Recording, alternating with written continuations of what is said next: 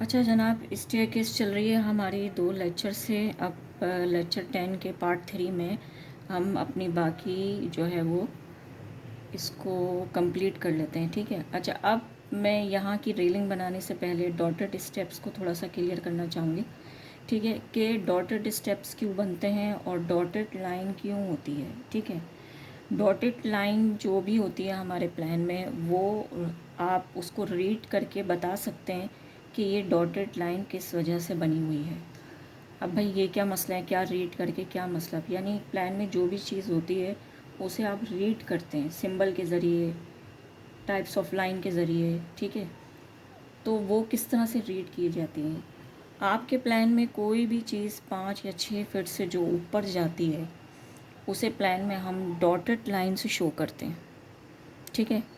Dotted line से show करने के बाद आपका प्लान रीडेबल हो जाता है कि हाँ भाई ये डॉटेड लाइन है, इसका मतलब ये जो है ना कुछ ऊपर चीज़ बनी हुई है।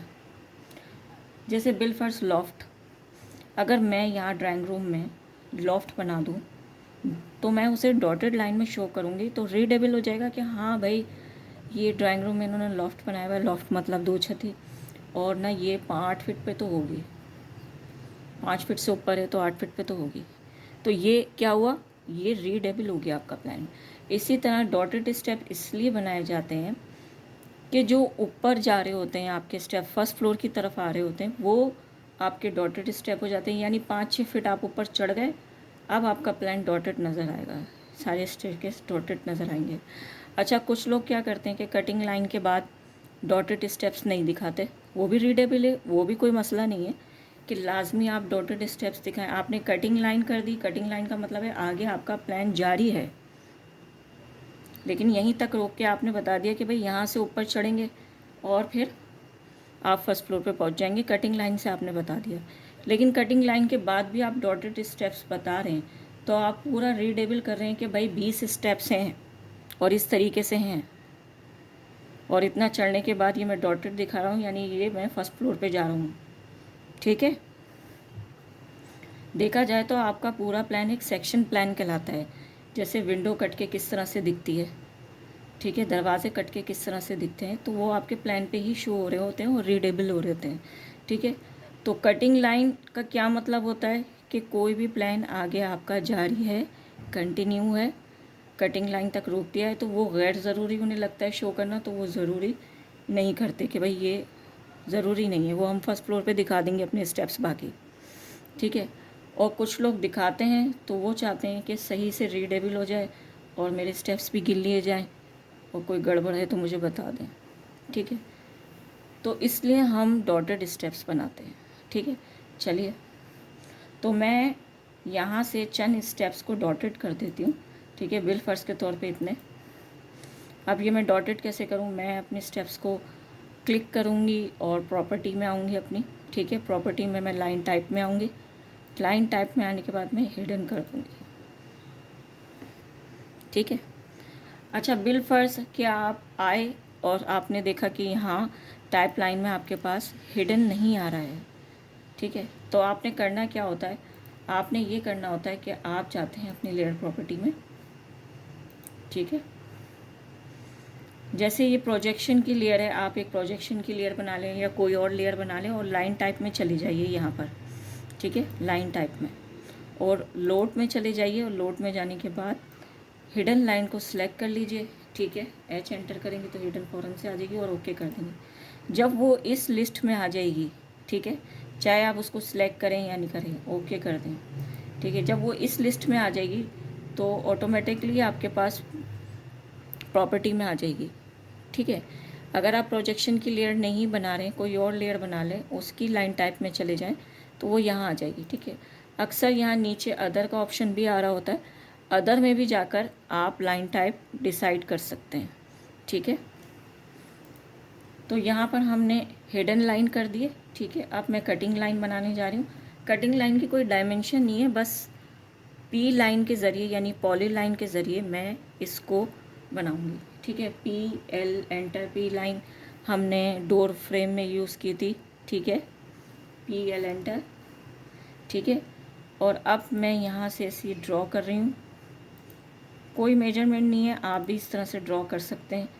ठीक है, एक दो बार ड्रॉ करेंगे तो बिल्कुल सही ड्रॉ हो जाएगी। थोड़ी सी प्रैक्टिस की ज़रूरत होती है और कुछ नहीं होता। ठीक है, अब मैं इस कटिंग लाइन को सिलेक्ट करके जो है वो टेक्स्ट और एरो की लेयर पे लेके जा रही हूँ। ठीक है, और अब मैं इसको मूव कर रही हूँ मिड से और अपनी स्टेयर्स की मिड तक। ठीक है, जब हम कटिंग लाइन शो करते हैं तो हम सेंटर से यहाँ डिलीट कर देते हैं। ठीक है, अच्छा ये लाइन जो है वो अब मेरी कंटिन्यू हो जाएगी कि भाई यहाँ से मैं बता रही हूँ कि यहाँ से आपकी हिडन लाइन शुरू हो गई और यहाँ से आपके स्टेप्स कटना शुरू हो गए, ऊपर जाना शुरू हो गए।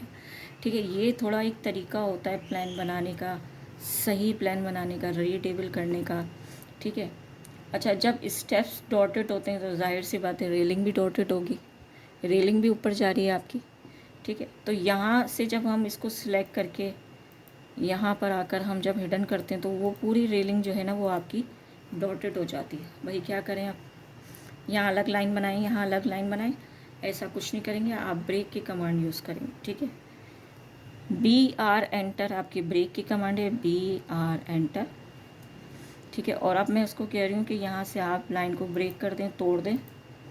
राइट क्लिक, रिपीट, क्लिक किया, एक और क्लिक किया, रिपीट, यहाँ से क्लिक किया, एक और क्लिक किया, आगे जाके जहाँ तक आपको ब्रेक करना है। ठीक है, ये टूट गई लाइन। फिर इसको एक्सटेंड किया, एक्सटेंड हो गई। अब देखें सिलेक्ट कर रही हूँ तो जहाँ तक ब्रेक किया था वहीं तक ही सिलेक्ट हो रही हैं, सिलेक्ट हो रही हैं तो भाई हिडन भी कर दो हाथ के हाथ। तो भाई हमने हिडन भी कर दी। ठीक है,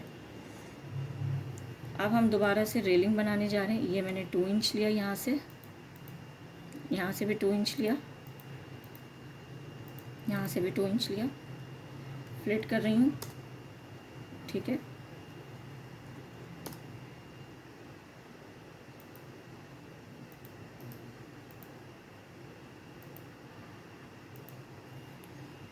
ऑफसेट ले रही हूँ 3 इंच की रेलिंग थी मेरी।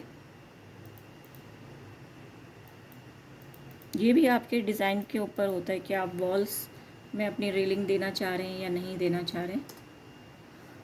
कुछ लोग देते हैं, कुछ लोग वॉल बनी हुई है तो ठीक है भाई दीवार का सहारा ले लो। मैच प्रॉपर्टी कर रही हूँ।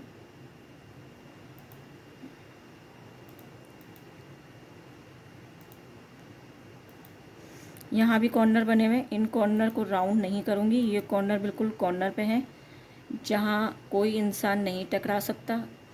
ठीक है, और ना ही यहाँ पीछे खड़े होने की कोई जगह है कि किसी के ये कॉर्नर चुभे। ठीक है, लेकिन अगर आप इसको भी राउंड करना चाह रहे हैं तो आप कर सकते हैं। ठीक है, अब उसी तरह 4 इंच का ऑफसेट लेके आपने ये अपने बनाने हैं ब्लस्टर्स। ठीक है, ये देखिए, चलें बना ही लेते हैं। ठीक है, फ्लिट कर रही हूँ। ये क्या मैम डॉटेड लाइन को कर रही हैं? चलो डॉटेड लाइन को सिलेक्ट करके कंटिन्यू लाइन कर लेंगे बाद में, कोई मसला नहीं है। ठीक है, ये मैंने कर लिया। ठीक है, अब मैं ये जो ब्लस्टर्स बना हुआ था इसको कॉपी कर लेती हूँ। अच्छा ये वाला भी हमारा रह गया ना। ठीक है, ऑफसेट 4 इंच, एक्सटेंड, फ्लिट,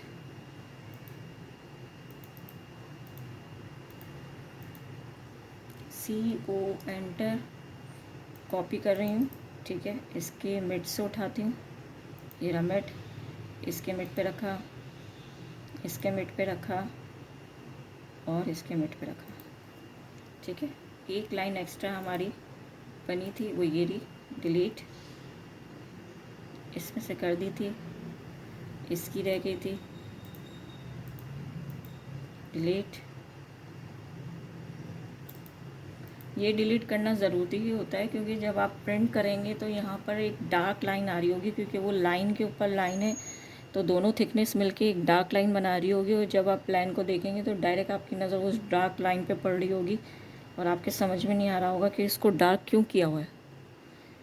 चलिए आगे चलते हैं, इसलिए हमने उसको डिलीट कर दिया। अब हमारे पास क्या रह गया, अब हमारे पास रह गया ये एरो, ठीक है।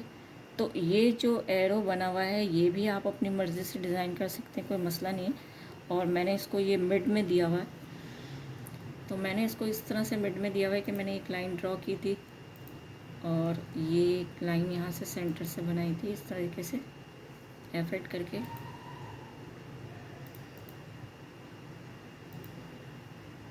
ठीक है, और एक लाइन मैंने यहाँ सेंटर से बनाई थी ऐसे करके,